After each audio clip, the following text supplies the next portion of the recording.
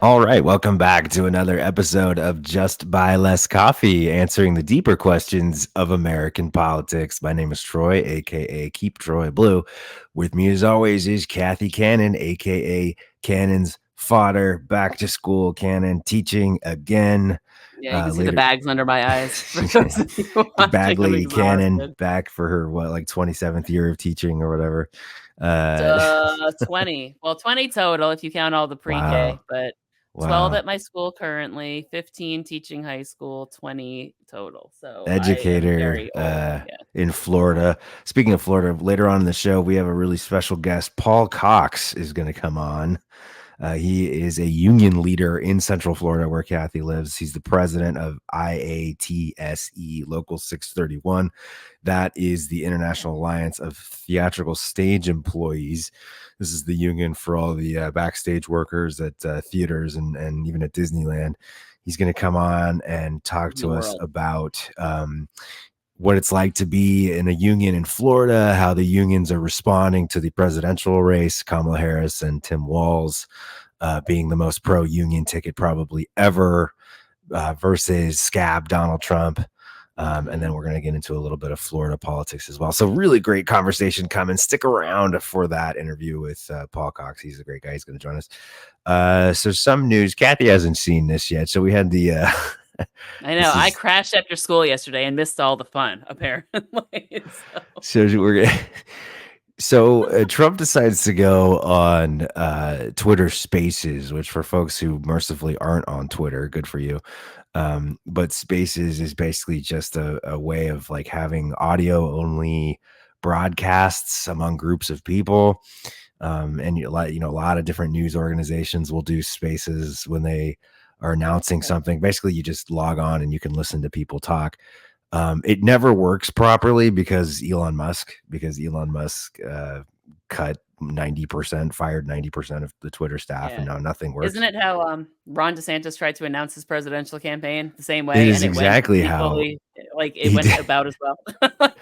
It is exactly how DeSantis decided to announce his presidential campaign. He had about 300,000 people on, and the thing didn't work. It took about an hour for everyone to get on. Same thing happened last night. I don't know why people think this is a good idea, just because everybody wants to kiss Elon Musk's, wiener. But it took Why though? it took Like, an what is it hour. about him?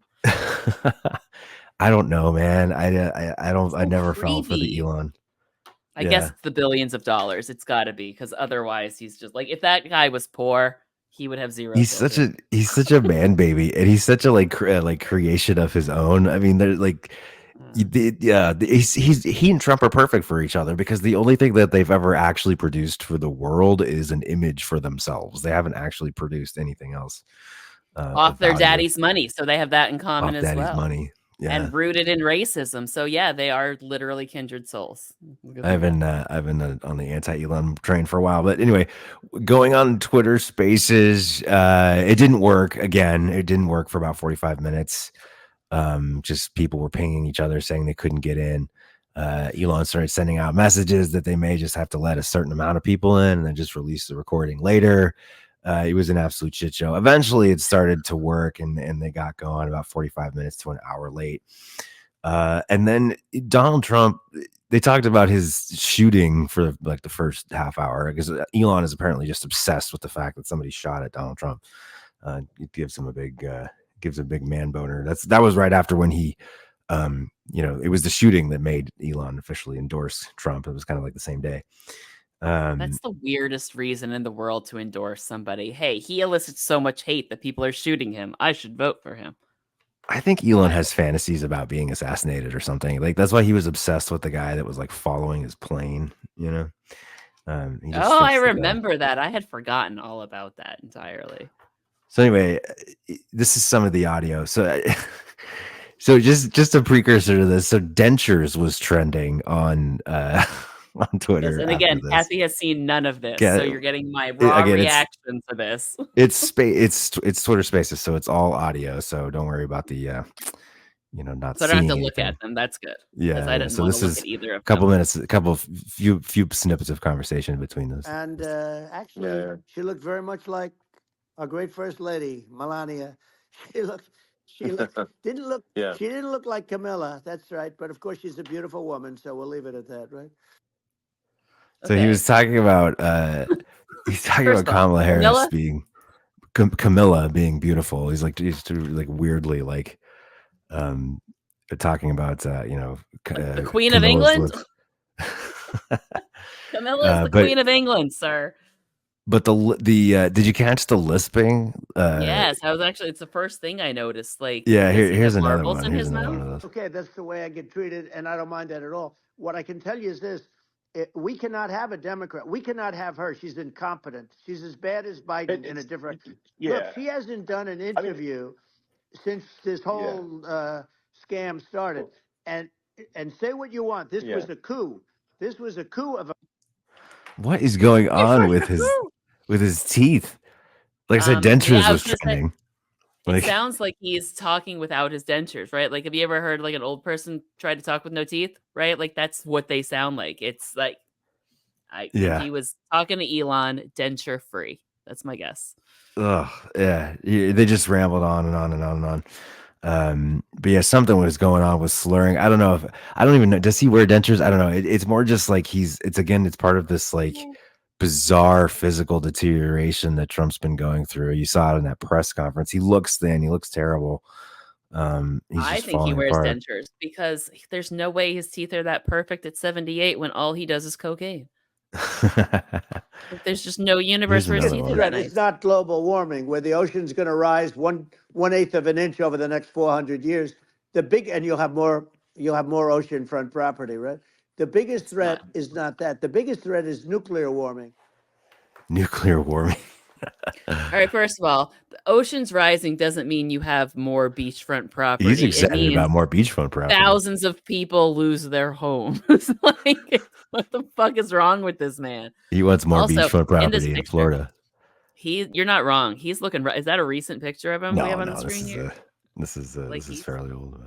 He's looking rough there. And then this was one that caught the eye of Sean Fain of the UAW, United Auto Workers.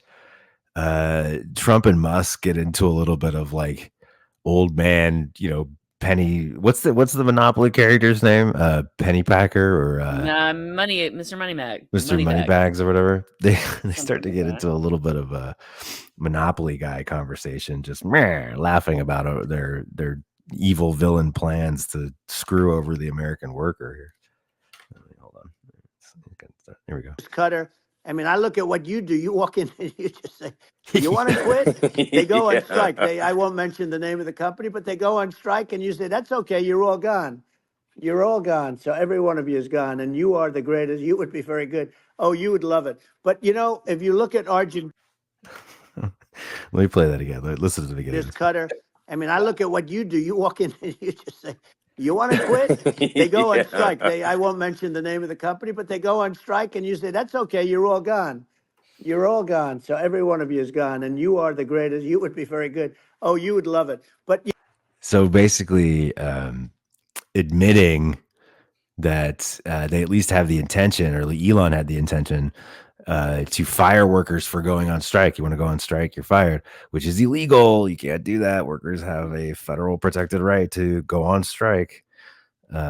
So Sean Fain from the UAW filing a federal labor complaint basically against Elon Musk and Donald Trump over this conversation, bragging about firing workers that went on strike. Do we have any explanation as to why he sounds like that, or is it just speculation? Like, it's speculation at this point. It's speculation. There's a video. He sounds bad. There's the video was released of Trump on the conversation, talking into his phone, and he was slurring in the video too. So you couldn't really. Initially, they were trying to say that like the connection was bad or something like that, but you can see in the video that he sounds exactly the same. So it wasn't Twitter that was sort of fucking with the audio. That's how he was slurring his words. He was slurring his words. I don't know if he's off his medication or what, but there's definitely some physical decline happening here, or physical and mental decline. Well, because like you look at him lately, and he doesn't look good either, But now he's like, I'm just saying, if we looked at Joe Biden at that debate when he did not sound as bad as he did, like Donald Trump sounds worse in that Twitter space than Biden did at the debate. And Biden was bad enough at the debate that we lost our minds and said no, right? What the fuck is going on with the Republican Party? To me, it's like political malpractice at this point to like continue forward with him. But I mean, I'm not complaining because they're evil, but like, yikes. Yeah. So weird, bizarre press conference. He's circling the drain, Kathy. He doesn't want to face Kamala Harris. He's pissed off at the size of Kamala's rallies, which by the way, they're saying are AI.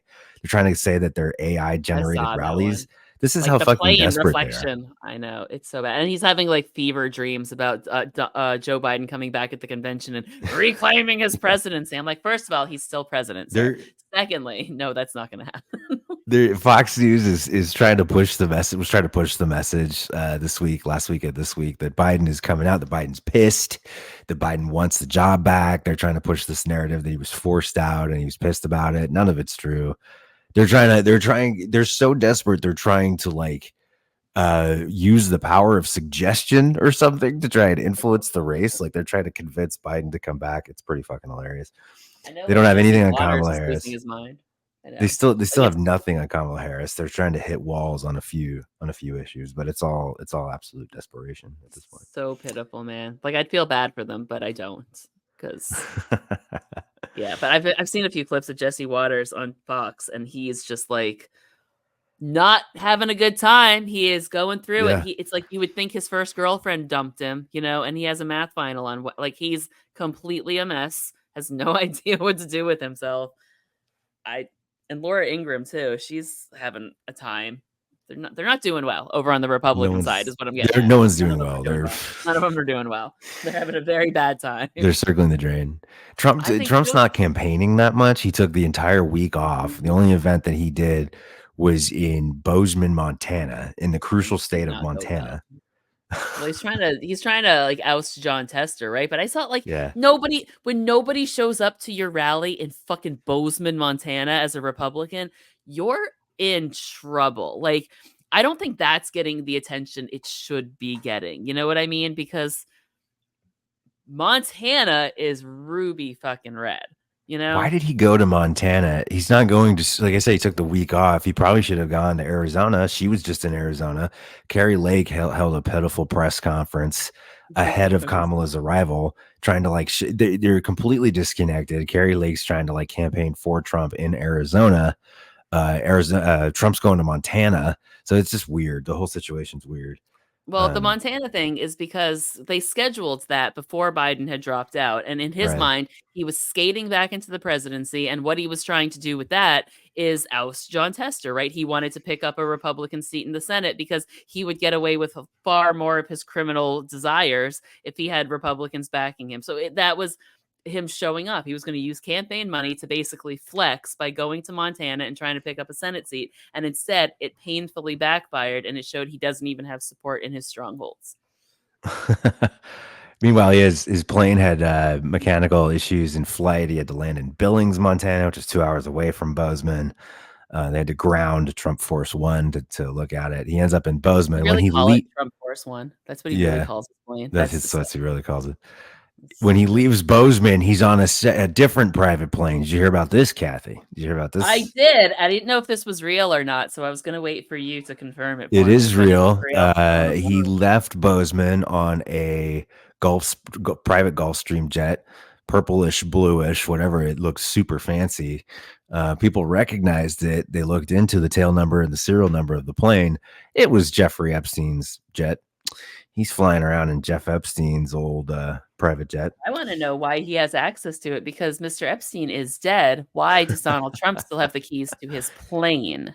Now, to be fair, the plane was sold. It's owned by a charter company out of California. So it's no longer like, it doesn't belong to like Epstein's estate or whatever. I don't think anything belongs to Epstein's estate. I'm pretty sure they cleared that out.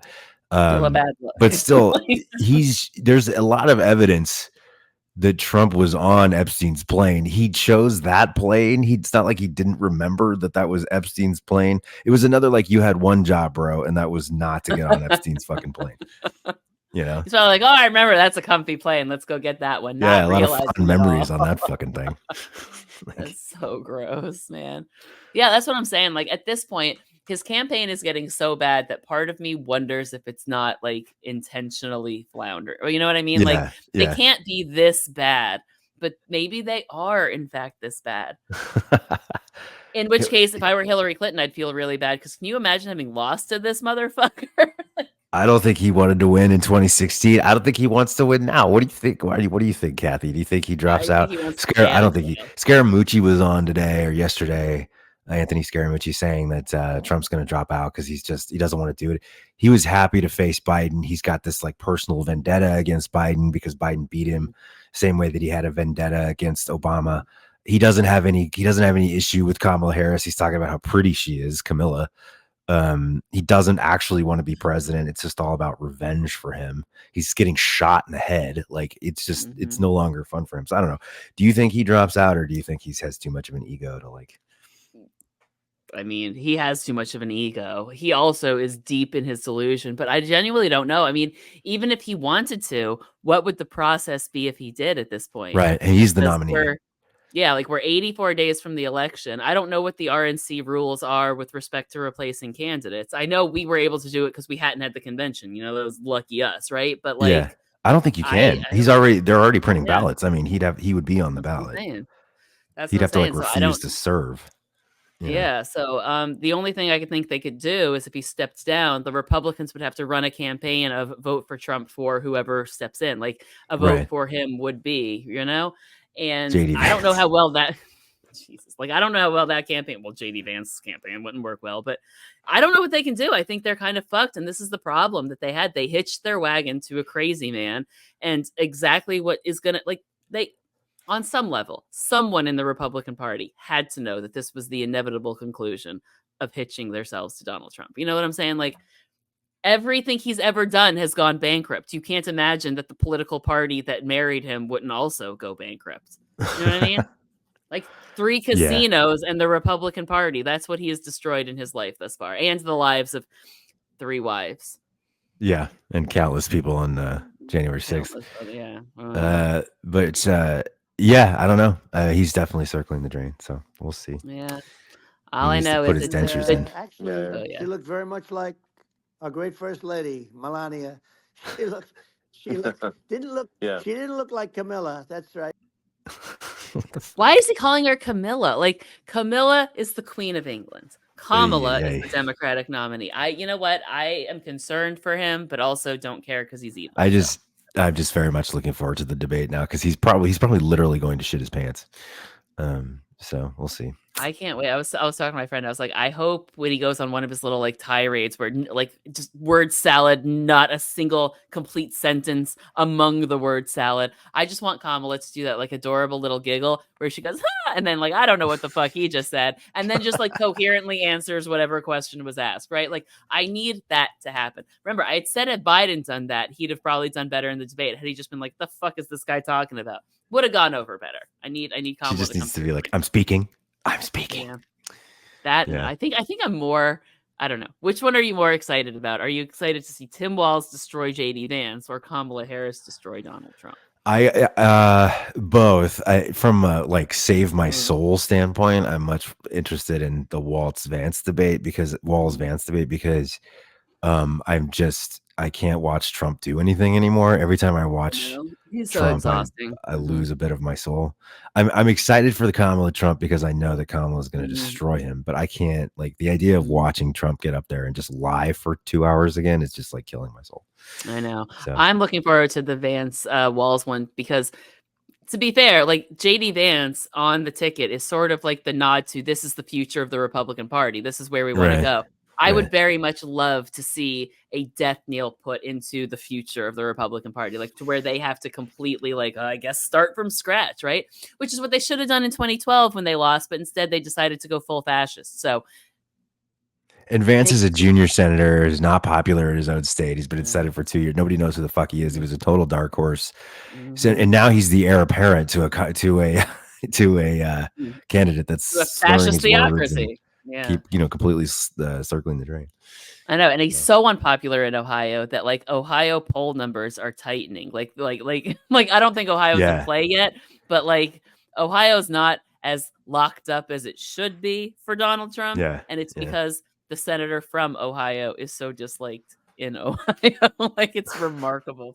The number one rule of VP is, remember, do no harm, and all JD Vance is harm, which is amazing considering what he's attached to. Imagine picking a VP that's so bad that you make Donald Trump look like the normal candidate on the ticket. Like, imagine you're so bad that Donald Trump has to come out and defend you, like has to stand up for your fuck up. Like, that's yeah. We are in uncharted territory here, Troy. I don't even know, but it's so much fun. Oh boy. It's crazy. Paul Cox is here. Hey, listen, stick around for that interview. That's going to be amazing. He's a buddy of Kathy's. He's a union leader in Central Florida. He's a badass. He's got some really cool thoughts on listen, the union leadership right now across the board is they're the real like organizers and fighters right now, you know, especially in a right to work state like Florida. The unions are really the ones driving home the Democratic messaging. That's why we're all tired, man. Tired. And Paul's a great guy, so stick around for that coming up next. Hey, listen, subscribe to us on Patreon if you want to get a little bit more extra content. patreon.com/justbuylesscoffee. Subscribe, $5 a month, get access to pre-show content, bonus interviews, merch, exclusive deep dive content, the works. Hey, you guys are killing it on downloads on the audio only versions on Apple, Google, Spotify. Click the download button, download the episode to your local device.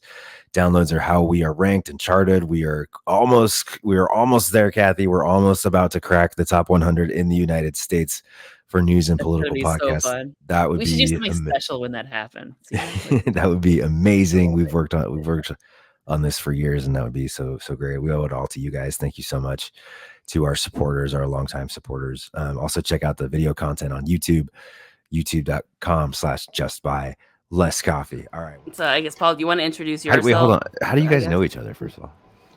Stacy. Mutuals? Randomly, basically. Stacy's birthday party. She got a tree house at Stacy's mom. I think don't. She hates that. Don't. Don't.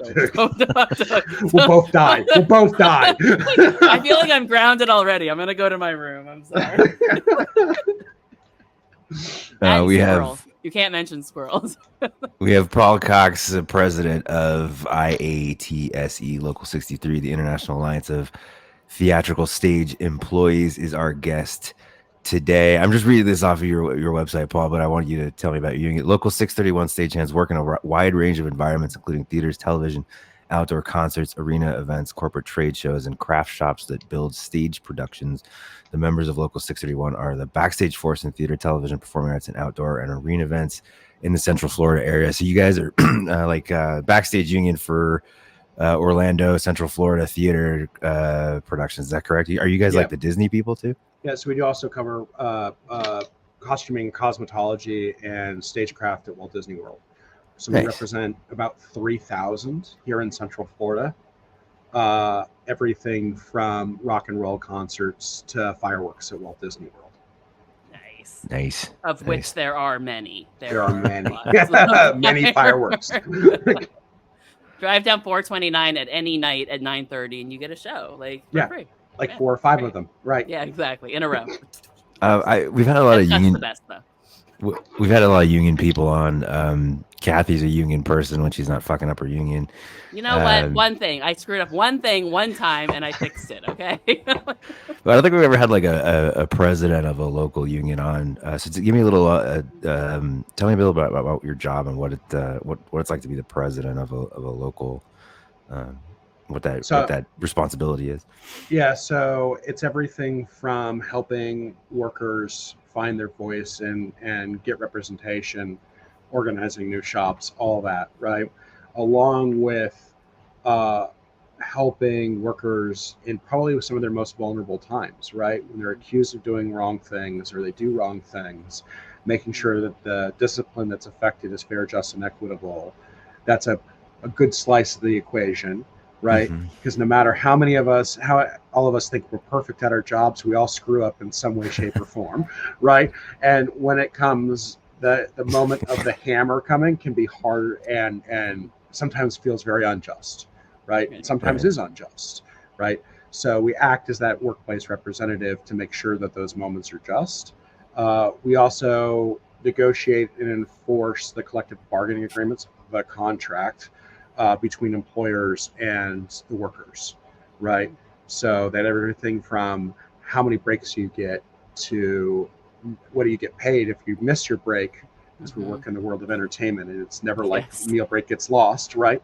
And what your overtime provisions are, how many hours you work, and what's even your pay rates are.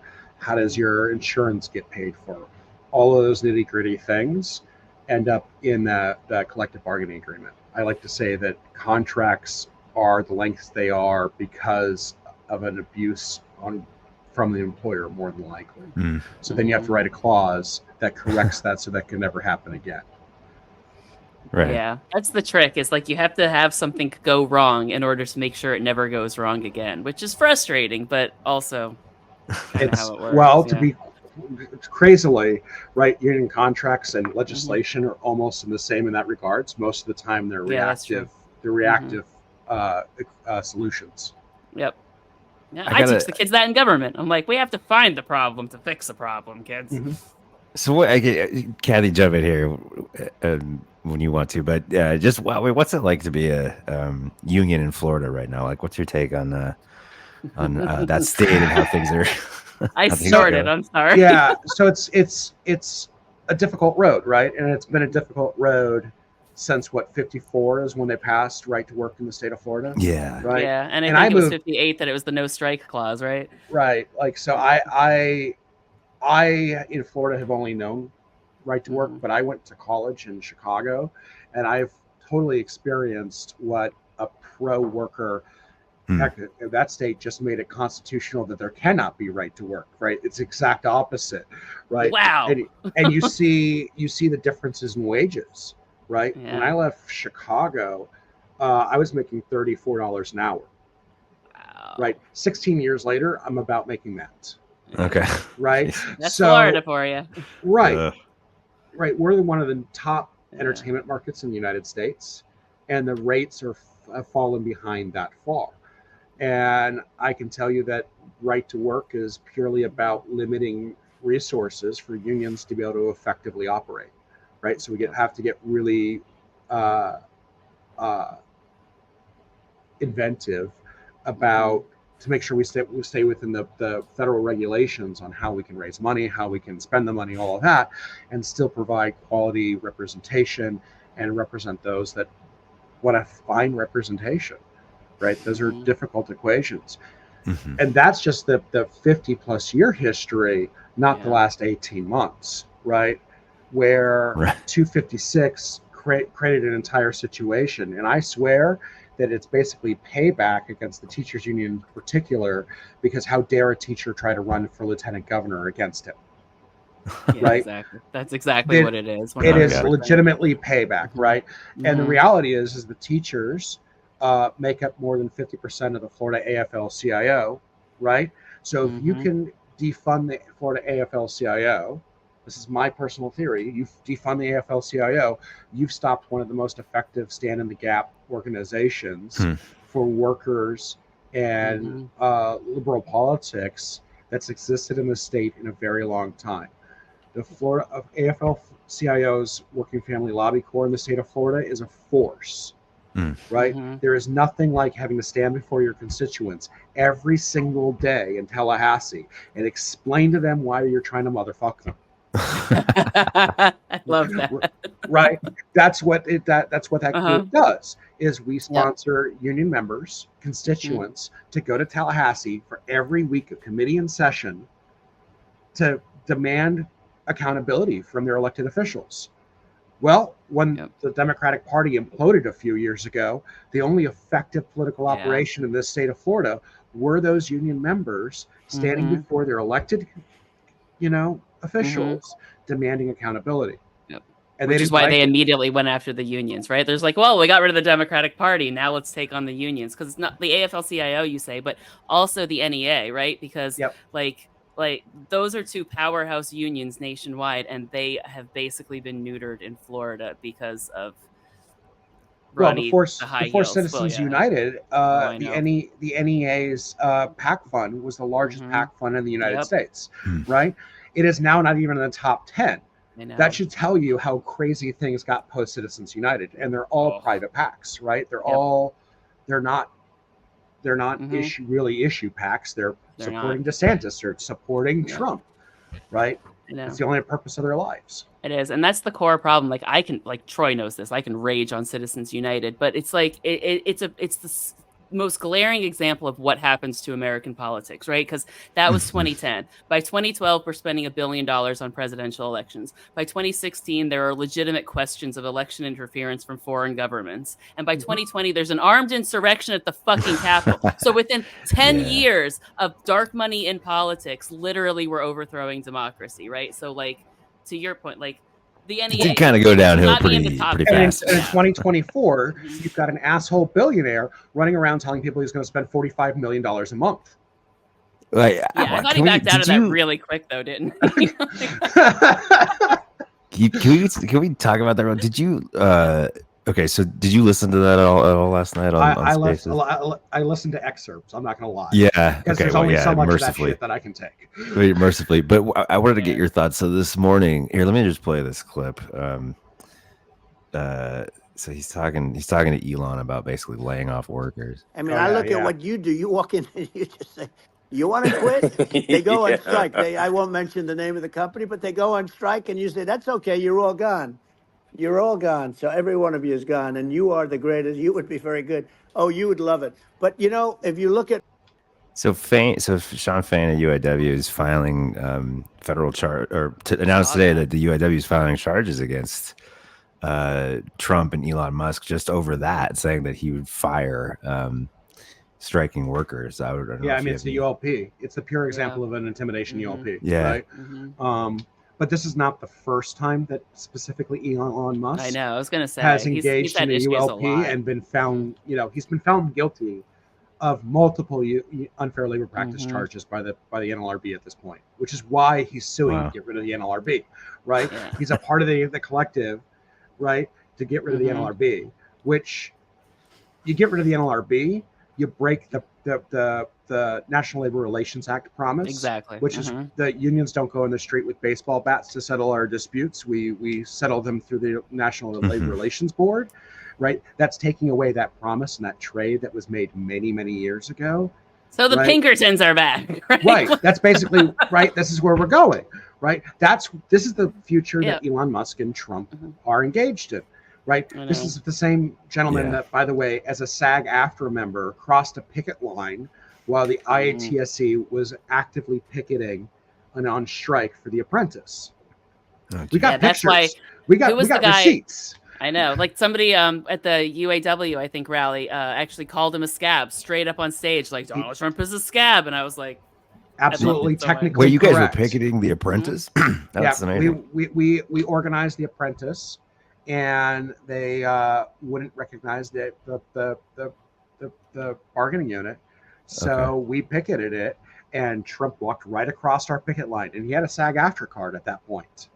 Yeah, well, he doesn't. This is like season 2 of he The probably Apprentice. Didn't even know. Right. So he walked right through our picket line. Okay. Oblivious to all of it too. Like legitimately, we have the picture posted on the AFL-CIO website. Love it. Well, along with a letter of a witness that watched him do it. Nice. And Elon's issue, like, isn't the real reason he's leaving California because of all his labor issues in California? Like he says, he's got all kinds of issues. But yeah, I mean California basically made him with the amount of subsidies they gave him, and now they're now he's cranky about it. Well, that's his entire story, though, right? Yeah, he's received fat government contracts and fat state contracts, which has made him a multi-billionaire. And in exchange for that, he would like to, screw everybody over now. He's trying to screw over his own industry just because he doesn't want the competition. But yeah, that's why he's backing Donald Trump. But yeah, he's become such a cancer on society. But yeah. So let's talk Waltz a little bit. Talk about your so how is the I'm curious how you and your members, like the entry of Kamala into the race and the selection of Tim Walz. I imagine you guys were backing Biden before. Has this sort of revitalized things for you or re-energized your members, or what are your thoughts on that? Well, I mean, so the reality is that I fully stand by the fact that Biden was one of the most pro-union presidents that we've seen since FDR. Right? Like anybody that says, oh, the railway, they didn't understand that the reality was here goes coming a Republican Congress that was going to write an even worse rule and still block them from striking. Right? This is a misnomer that Biden broke a strike. Right? And I got to say this straight out. Is that there's this thought process that people have in their head that Biden broke a strike, and he didn't. He didn't. What he did was he actually supported the best deal that was possible because there was a worse deal coming down the pipe, right? And people hate realism, but there it is. I know. But, so Biden, one of the most pro-union presidents we've had since FDR, right? You have Kamala Harris, who was one of the original sponsors of the PRO Act as a senator. Yeah. That's right. Right? She's an original co-sponsor of the PRO Act. Right? So I have no doubt in the world. We know her well as the IATSE from her time when she was in California and as a state senator from California. And she was nothing but an ally to the IATSE and our issues and our concerns. Right? So the announcement was made on Sunday. Right? Monday morning, we had our International Executive Board meeting, which was already pre-scheduled. We were actually in Calgary, Canada, because we cover the United States and Canada, right? And the first order of business after, opening the meeting, having a safety briefing, right? Because we do that try to do that before every shift, including meetings, is to figure out where the exits are, where we're going to rally. It's the thing. Is the very next thing was passing the endorsement of Kamala Harris. And it passed unanimously because we know her, we know her history, we know everything else. So it was not a missed beat in that equation, right? And there was a palpable excitement in the room, right? I think that excitement has continued on, right? It has, yeah. Right? How often do you say that a campaign has run almost a month perfect? I know.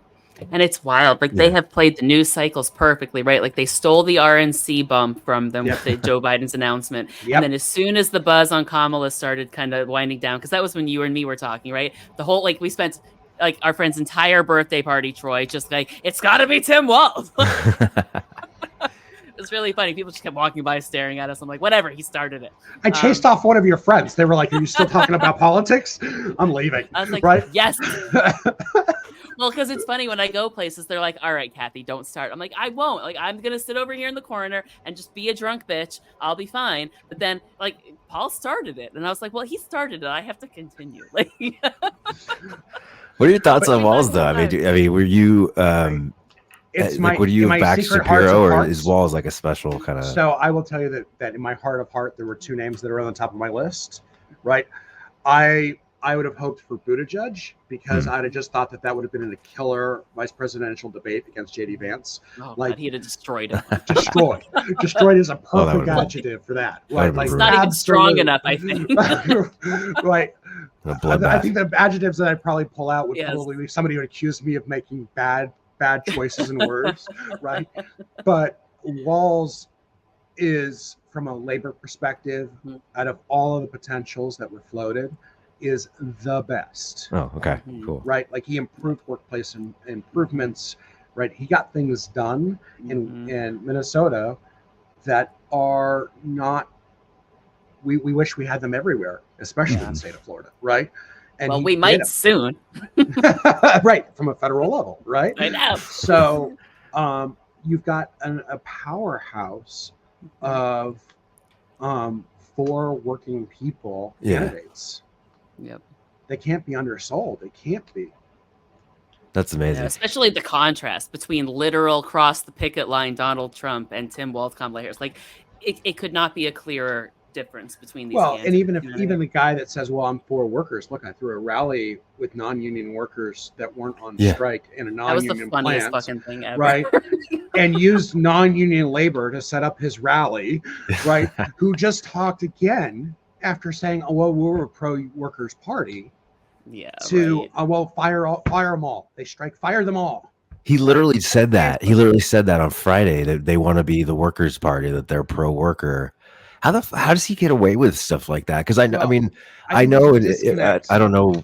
I don't know about your union. There's a lot of union members, even in the UAW, that are more conservative. I mean, how do they continue to get away with this idea that Republicans are for workers? I think there's this disconnect that happens, especially on the right, where they think that unions are a third party, right? That they think that I mean, I read it sometimes in Variety, right? When they refer to my international president as union boss, right? Yeah. I don't work for International President Loeb. The reality is he actually works for me, right? As a member, I have a democratic voice in the process. I can't spend a single cent in my local without the membership's approval. Legitimately, we make a motion to pass the bills. The membership votes to spend the money, right? At the regional conference I was just at this weekend, we made a motion to pay the bills, right? We can't pay the electricity bill without the member's voice, right? I know, like unions are probably the most accountable thing, you know, like government, businesses, anything. Unions are the most accountable organization there is, you know. We're small d democratic, right? Like legitimately, exactly. It's not about party or any of that. It is about governance and silo governance, and we are a group of workers that put their voices together, and corporations have a hard time managing that thought process. I don't know how many times across the negotiation table I've been third partied, right? Where they try to say that the union's a third party. We want to have a relationship between our employees and us. We don't need you involved. I am your employee. Exactly. Right? Like I sit across the table from my actual employer for my day job, and I am a worker for right? I might hold this title and I've been elected by my peers, but it's the reality. That's a disconnect that happens. The other problem is that you get this ongoing thing of like people for some reason have a disconnect in the economy, right? We know that blue presidents have had better economies, right? How you know, Obama, Clinton, right? The list goes on and on where they're better performing economies. Yet though if you ask in every single polling data, it's going to say that they trust the economy of the Republican. That has driven me crazy forever because like in my life, because we're all about the same age here, like the only experience I have had with presidents is Republicans break the economy, Democrats fix it, but when it doesn't get fixed fast enough, they vote for Republicans, so they break it again and Democrats fix it. Like, every single time. That's the pattern. I'm like, of course the economy feels better under the Republicans because they're taking the healthy economy Democrats just built and fucking it up, and of course the economy feels bad under Democrats because they have yet another fucking Republican mess to clean. Well, it's the battleship, right? It is, exactly. It takes a while to turn something as large as the U.S. economy. It does, unless of course you shut the entire thing during COVID. Thank you, Trump.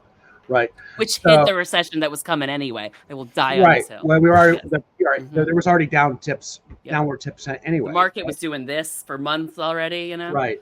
So the reality in all of this is that there's a misunderstanding of what's going on that most people have in general, right? I can point to those time and time again. The economy, right?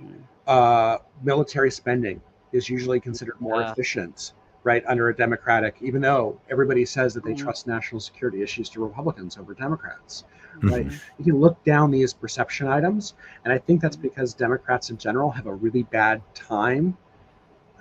Look, I love footnotes, right? I love to get into the weeds and put a little footnote on things. I write emails to my members, and I like do full-on research, and I have footnotes, and I cite portions of the contract, chapter, article, verse, right?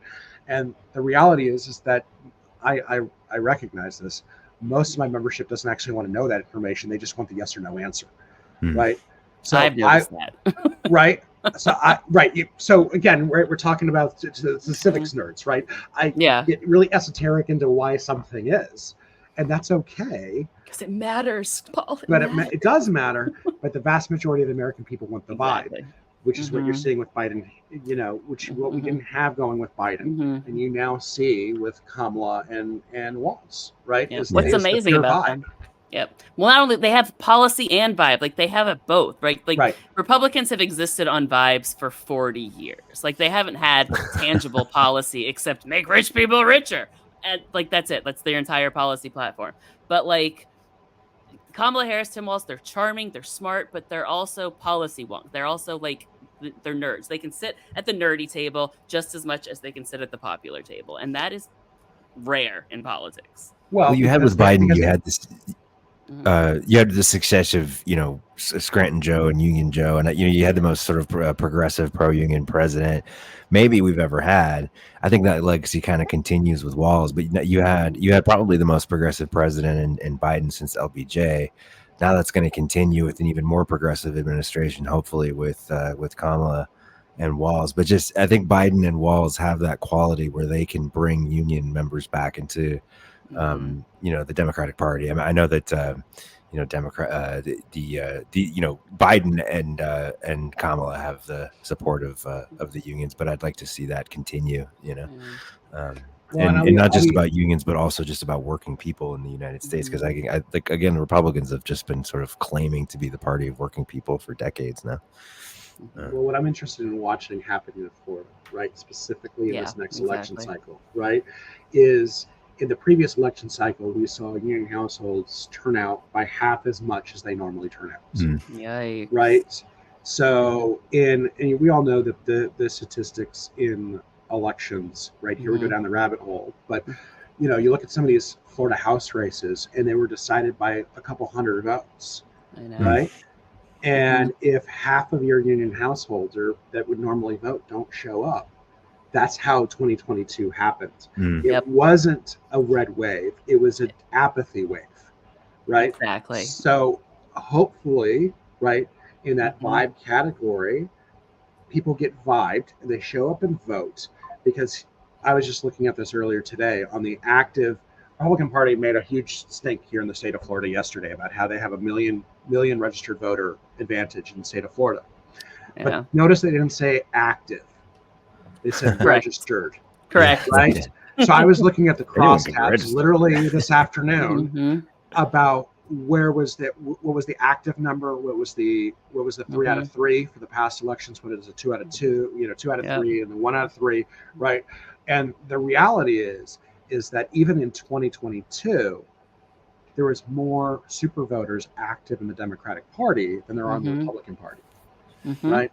So, and if you can bump that engagement back up again, there is more than a gap that can be filled with active voters in the Democratic Party, because the Republican Party still has about 75% of the inactive list.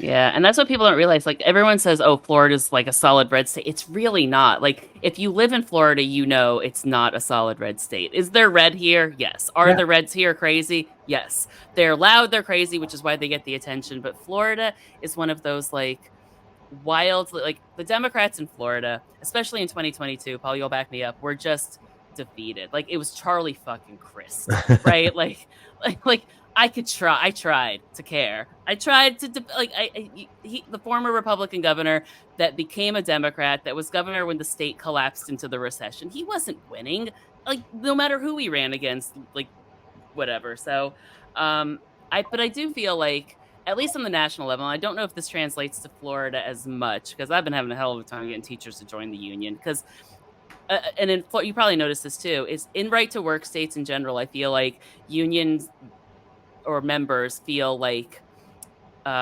bullied. I mean, I guess that's the right word, but not really. Like, afraid that joining the union will get them in trouble. You know what I mean? And I know that, like, and I try to explain that, like, very specifically, you're not allowed to get in trouble for joining the union. It's literally what the union is for, is to prevent that. But I do think is, like, to your point, the disconnect, right? Like, they don't understand that. They kind of feel that they're going like, oh, well, my boss won't work with me if I'm part of the union. I'm like, yes, because your voice is this loud, right? But all of our voices are this loud. But I do think that it's, like, missing in these states, but in other places in the country, you've seen, like, almost a resurgence of union membership, especially, like, I think it was last summer with all, like, the Starbucks like unionizing and Amazon unionizing. I can't even, all times flat these days, but we had, like, a moment there where unions, like, kind of jumped up, and I feel like that fizzled out. But Kamala Harris and Tim Walz are in a position to get another little bubble going, right? Like, get people all energized and joining unions again. Well, what was that SCOTUS decision that the right to work SCOTUS decision, Kathy, that you know what I'm talking about? Yeah, it's not for public. There's federal public workers, which is basically turning federal workers from fair labor standards, fair labor contracts, like in Illinois or New York, and it flipped it over to right to work. Yeah, you saw a lot of that's when you saw like the Starbucks Janice. Yeah. That was the Janice decision. Yeah. There was the other question I wanted to ask before you got here, Troy. Paul and I were talking, and he said something. It was Illinois, you said, that has the they codified it. They've codified not being allowed to have right to work in the state constitution. Pritzker signed it into law a year ago, because actually we did our last one of our executive boards there, and Governor Pritzker came and was very proud of the fact that he had just signed that into law. Yeah, that's awesome. But I was thinking, like, if Kamala and Tim go in with like their strong union support and strong union histories, like, could that happen at the federal level? Like, do you think? Like, so the PRO Act, the PRO Act does that. One of the provisions in the PRO Act is it repeals all right to work under Taft-Hartley, which was a horrible amendment to the NLRA, right? So if you talk about what could happen in the southern states, right? If you get to the point that we can pass the PRO Acts, right, there goes right to work. It puts teeth in the law, right? Because that's one of the problems right now that you're seeing when you talk about Starbucks, right? So Starbucks runs around violating federal labor law and the NLRA routinely, right? And they know they're violating it, but the fines are so minimal that it's just a cost of doing business. It's cheaper for them to violate the law than it is to comply with the law. Drives me nuts. It right? is. Because if they had to negotiate in fair and equitable way, right, they would lose more money. So the $5,000 that they get fined, or the $50,000, is totally worth it, because I think the fines max out on the NLRA at $50,000 right now. Yeah. And I feel like that discourages people from joining a union, right? Because like if you hear that like right away, like I can join a union, I can have all these rights, but still my rights can be violated, and there's really like my hands are still tied. Well, and then the courts overturns the injunction process, right? The National Labor Relations Board could say this is so egregious, and we know sure well that you fired this worker against the law, that you are now to put them back to work immediately before the full board hears the case, right? We know this is so bad, right? And the courts have said that violated the due process for the corporation. So the NLRB is now enjoined from doing that.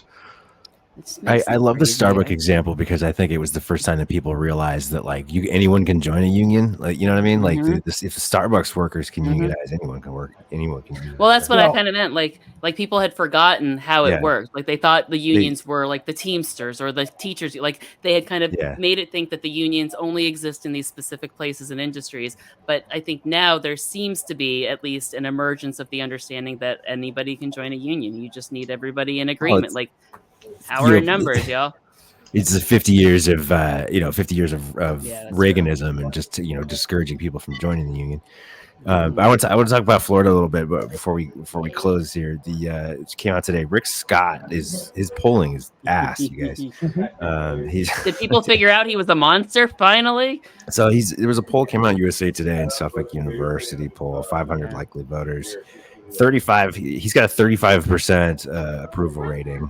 Florida likely voters, 49% disapproval. His approval is underwater everywhere in Florida, including North Florida, which is more Republican, I guess. He's still doing 45% approval with men, which is, I mean, he's below 50. 28%, and then among women, he's got a 28% approval rating and 52%. That sounds about right. So, what are your thoughts on Rick Scott? And then his opponent is Debbie we couldn't pronounce this. Debbie McCarsell-Powell. Is that how you? I had it until you said I couldn't say it again. Then it lost too. Well, but that primary is not over, right? I will say the AFL-CIO is not endorsed Debbie, right? We've endorsed Stanley. Have you really? Yes. I actually didn't know that. The AFL-CIO endorsed Stanley. Right.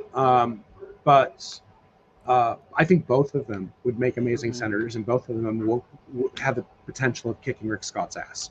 Right. I think she's got the money behind her, though, doesn't she? She's got about 7 to 1 right now, according to the last FEC filing. Right, again, places that I live is in the world of FEC numbers. Right. See, I have nerdy friends, Troy. I know. I enjoy the numbers. What can I say? But the reality is that Rick Scott, the guy who tried to make getting rid of Social Security a part of the Republican platform, and backpedaled so fucking fast. Right. Well, no, he didn't back out. The rest of the party backed him out and said, "You don't speak for us." Right. So, like, this so bad. Was like, "Whoa, buddy." Right. And this is a guy from Florida. How many residents in the state of Florida again are on Social Security? Yeah. Most, I think. Right.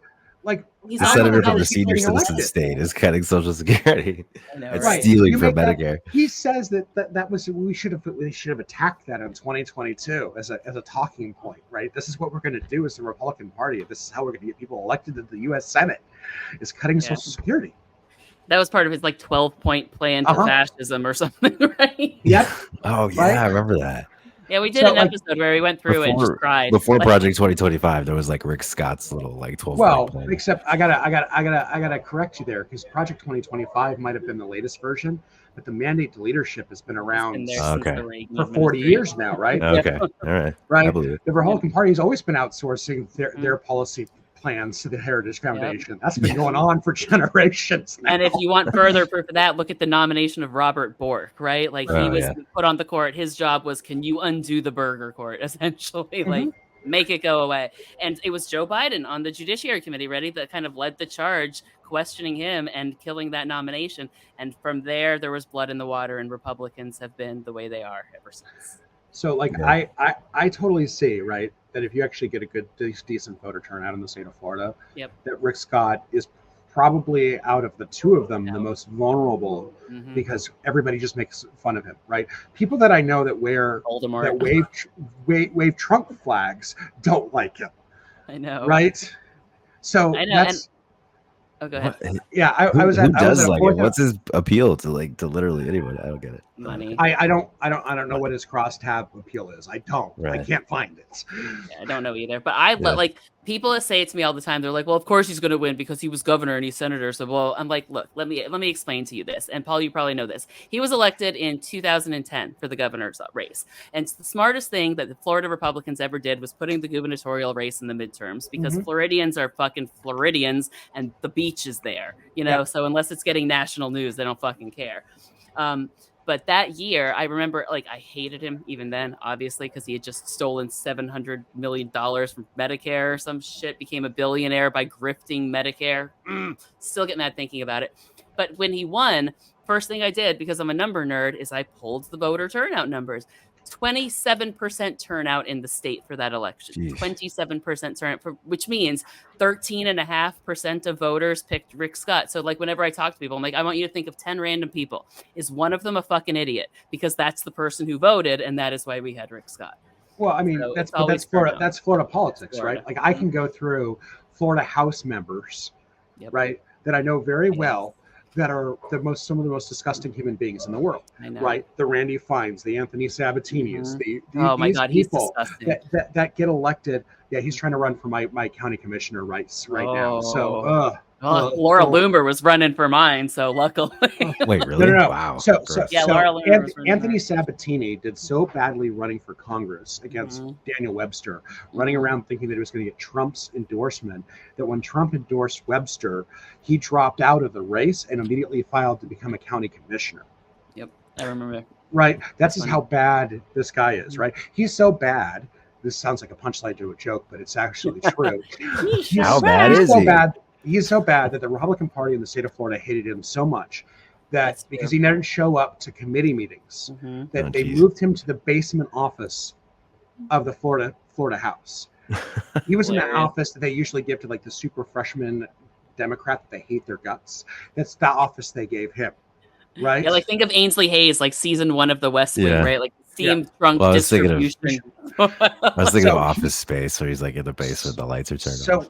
He won his primary by like 1,000 votes. There was like not many people that actually voted in that primary, and he becomes the state House representative because that district was at that time pretty red, right? So he won.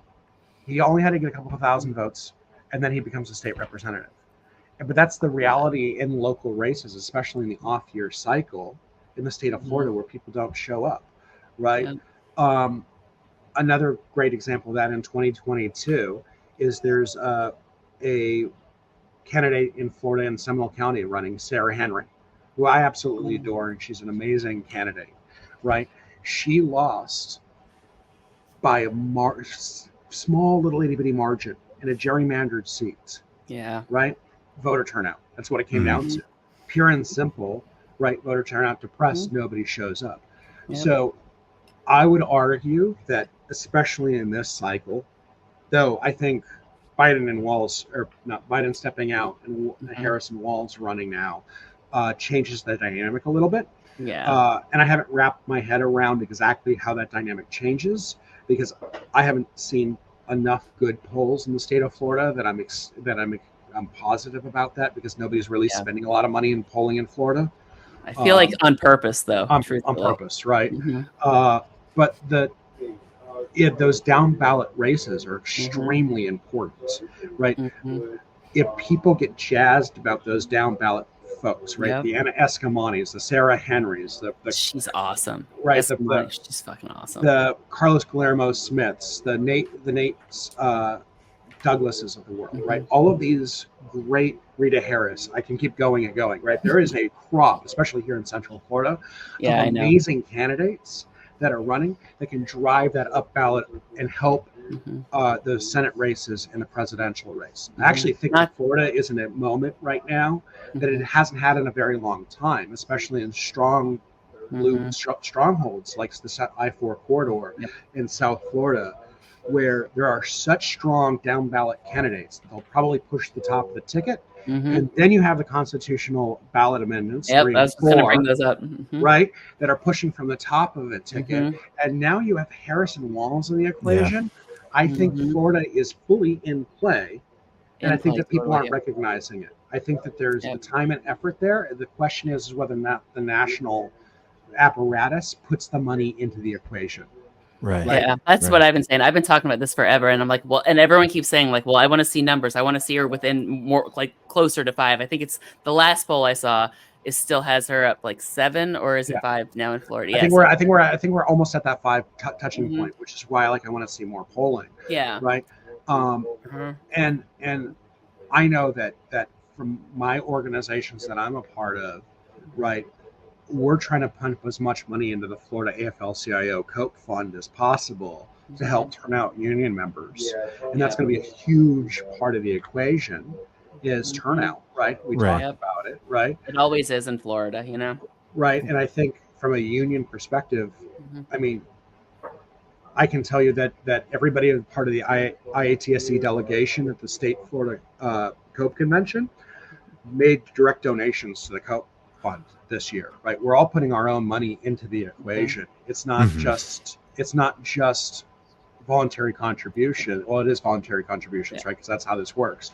But like legitimately, every one of us is now ponying up more than we would normally pony up because we believe that it's within the realm of reason. Right. Yeah. Well, yeah, you mentioned it. Yeah, the abortion being on the ballot too. I mean, and legal marijuana and weed. Those are driving out people in other states that that are not being polled because they're new voters. So you're not really getting a sense of. Well, I mean, remember voters. Kansas, like ruby red Kansas came out 60% in support for abortion rights. Yep. I think Ohio as well. So like that's the thing. Like they Democrats are like polling here at 67% as of the last poll. 67%. It's huge. It's unreal. And like I think Democrats are really good at suffering PTSD with elections, right? Like and I feel like the 2022 election, even though we can give you the realistic and rational explanations for why it went the way they are, I think they are just like gun shy to come here. And like they forget Florida went blue in 2008, Florida went blue in 2012. And even in 2000, it was 537 votes that decided that election, right? Like Florida is tight. I think they're gun shy about the dollar amount personally, right? That's everybody that I've talked to on the Florida media market's stupid expensive. Right? I did an exploratory committee for a candidate who will remain nameless, and we estimated that it was going to cost between $150 to $187 million for that individual to run for governor. Wow. Right? Wow. So I actually, looking back at those numbers, we probably underestimated, truthfully, right? Because of the amount of exterior money into the equation, right? So you look at that from a media market perspective. What could you do with that in Pennsylvania? And the reality is that unless you win Florida or Pennsylvania, the math gets really hard right now. Yep. Right? Pennsylvania's easier to win. Right. It's a lot cheaper of a media market. Right. So if you were the campaign finance chair for the Harris campaign right now, how much money would you want to throw in Florida? Now, I make the argument, throw enough money in Florida that you make the other sucker pay even more money. That's one argument. And we got tons of money right now. Like, we're rolling in it right now. Well, that's the argument for kicking money into Texas, too, like making it defend Texas. Well, that's the same thing, but if you could net yourself a Senate seat out of it too, right? Like that's the reason I want them paying attention to Florida, because I need Rick fucking Scott gone, right? And there's a realistic thing here where it could happen. And I want to see post DNC Florida polling, because if we get within if we're within the margin of error after the convention bump, I think they don't have a choice. I think they have to put at least, like you said, at least in the I-4 corridor, right? At least by here. And maybe Jacksonville as well, because then you can share, a media market with Southern Georgia. And I don't know. Tallahassee, Jacksonville, I-4 corridor, South Florida, right? Yeah. Right. Maybe somebody in Tampa, because Tampa can swing either way, right? Yeah. Tampa's pretty... Well, it's got some pockets, right? Remember Pinellas is pretty conservative, but yeah. Right, but you aren't going to win over Live Oak, Florida. That's not going to happen, right? But there are these I'm sorry. Every time I drive by it, I see that big giant Confederate flag. My heart sinks a little bit, right? But that was exactly what I pictured in my head when you said you're not winning over Live Oak. I was like, well, no, you're definitely not. You're not. Not the Confederate flag place. Right. So it's huge. Bro, you have no idea. Let's see if I can find a picture and send it to you. But the realities are that these markets, you don't have to go for the entire state. You can get those strong turnout areas, right? And I know that the Harris campaign has hired more campaign staff in Florida in the recent weeks, right? But it's nowhere near close to the operation like Obama ran in 08. Yeah. Right. Nowhere close to that. Right. So it's let's see what happens, because I think the polling will bear out. I mean, what is it? Nate Silver put her now 6 points up now? Yeah. Did he really? Nationally? Yeah, I think so. Wow. God, no wonder Donnie's losing his mind. Every article I see is Donald Trump is devolving, and I was like, wow, how bad is it? No, he's literally melting.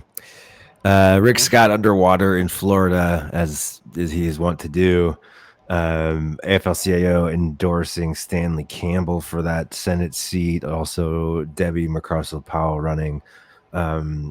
So thank you, Paul Cox. Thank you for coming on. That was a really great conversation. Really appreciate it. Come on anytime. Yeah, you guys are buddies. So yeah.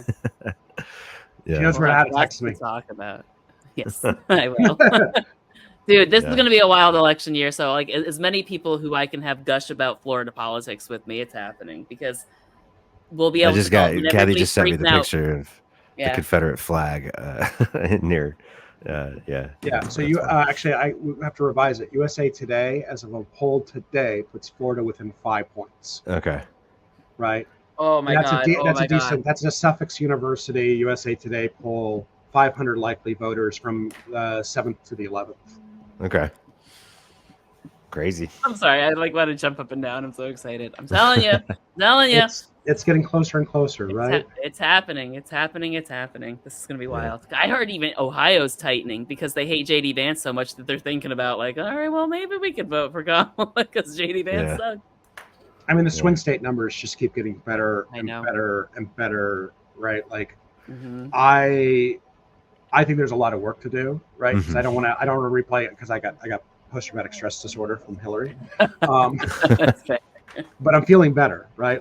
I don't have this doom and gloom okay, how do I get my family out of here as refugees? I know, right? I was like renewing my passport a minute ago. Like Troy's moving to Spain. I was like, I don't know what to do. And like, 3 weeks later, I'm just like, fuck yeah, we can win Florida. Wild shit, man. It's wild. Yeah. Well, Trump keeps doing interviews like last night, Yeah. Yep. Yeah. That happened. That just happened. He's really helping us out. He's really doing us a solid on that one. I appreciate him. Keep doing interviews and keep doing press conferences. Just let Trump be Trump. Exactly. All right, Paul. Thank you so much. You're awesome. This was fun. Talk to you later. Thank you, Paul. Right. Appreciate it. Yeah. Bye.